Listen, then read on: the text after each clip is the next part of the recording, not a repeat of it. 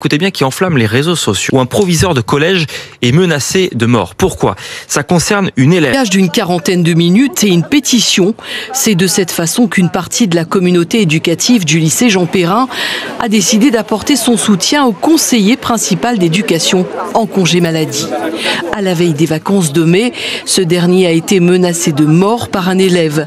Des faits de violence qui ont tendance à se multiplier au sein des établissements scolaires et qui ne doivent pas être banalisés.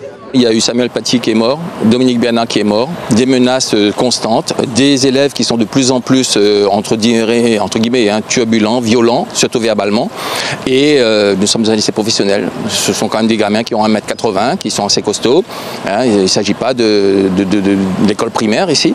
Et donc nous sommes obligés aujourd'hui, vu le contexte global, de prendre toute menace au sérieux. L'exclusion de 3 jours de l'élève n'est pas suffisante, martèlent les professeurs qui demandent en urgence la tenue d'un conseil de discipline.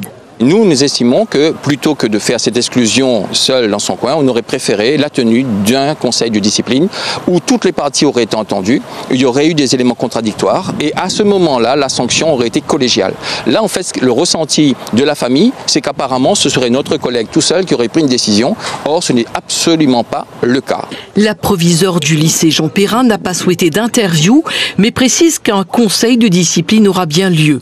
Le CPE demande de son côté la protection fonctionnelle de son administration pour réintégrer l'établissement.